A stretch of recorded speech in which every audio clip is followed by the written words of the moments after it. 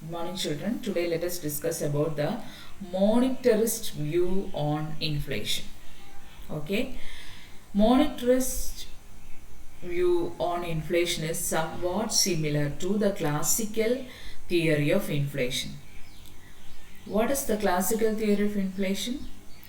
According to the classicals, inflation is purely a monetary phenomenon and inflation rate is proportional to increase in money supply. But monetarists believed that money supply is the reason for inflation, but inflation may not be proportional to money supply, increase in money supply. That is the deviation of the monetarists from the classicals. Inflation may not be proportional to increase in money supply, and they also disagree in one more thing, that is the classicals believe that supply curve will be a straight line, vertical straight line in the short run. Vertical straight line means what? No change in output in the short run. When money supply increases, that won't influence output. That was the belief. But monetarists disagree with this argument.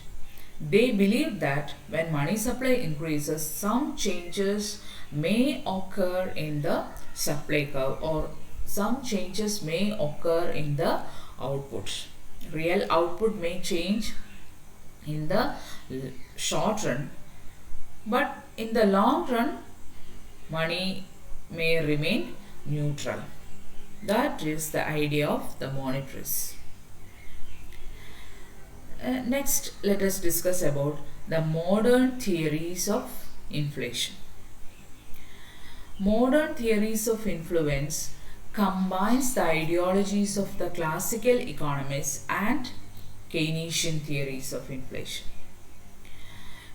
Okay, that is, inflation occurs as a result of the change in both demand side factors and supply side factors.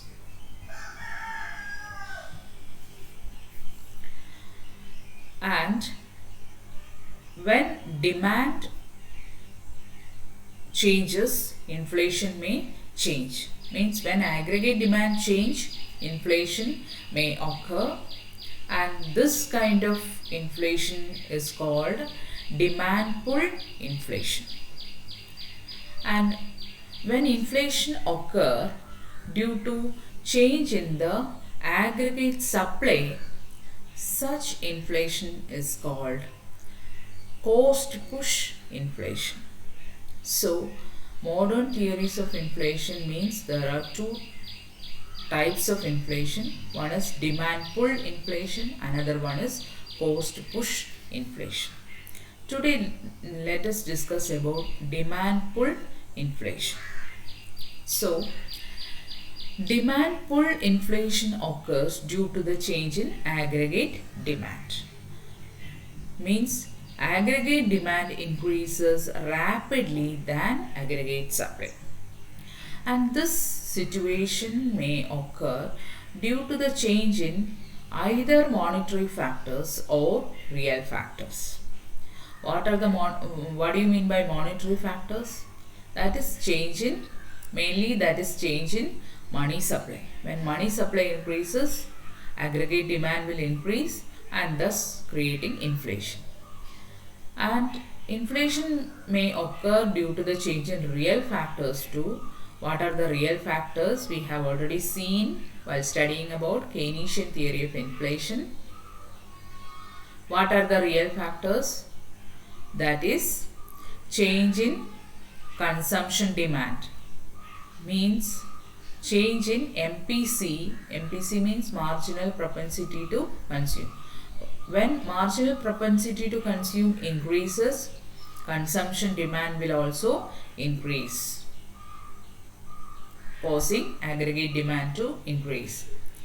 And change in MEI. MEI means marginal efficiency of investment.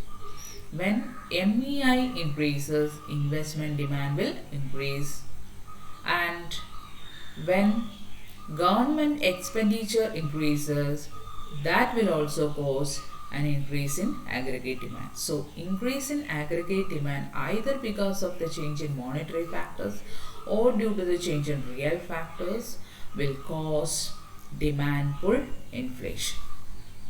Okay, and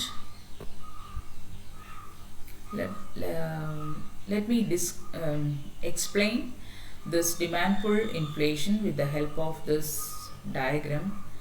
Just look at the diagram. On x-axis we represent real GDP or income. Y-axis we represent price level.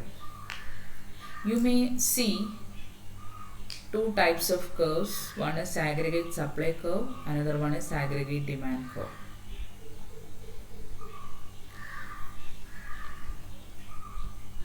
You can see that aggregate demand curve 1 AD1 and aggregate supply curve AS intersect at this point, and this is the equilibrium point. At this equilibrium,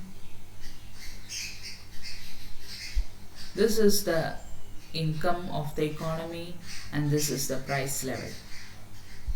Okay, and if we believe that full employment level prevails, if full employment level prevails, increase in aggregate demand may not influence what? Income or real GDP. Therefore, we may assume a vertical straight line like this. See, this is also the aggregate supply curve. If we believe in full employment equilibrium, this is the aggregate supply curve. If the economy has reached full employment level already, change in aggregate demand will not cause an increase in real income or real GDP.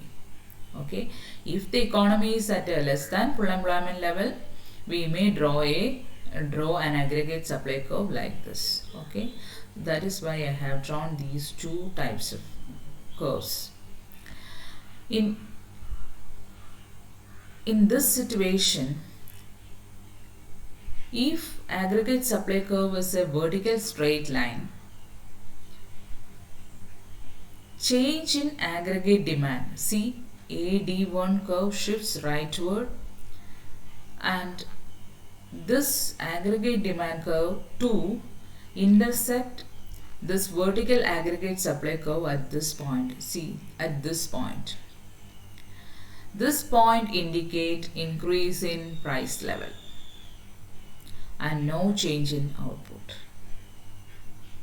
And even if the economy is at less than full employment level, an increase in aggregate demand causes an increase in price level. See, aggregate supply curve and demand curve intersect at this point now. That causes an increase in price level.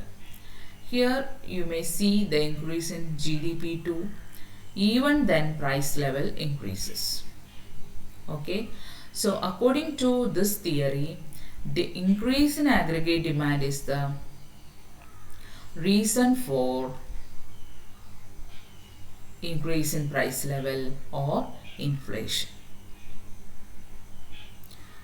Okay, increase in aggregate demand may be because of the change in either money supply or due to the change in the real factors.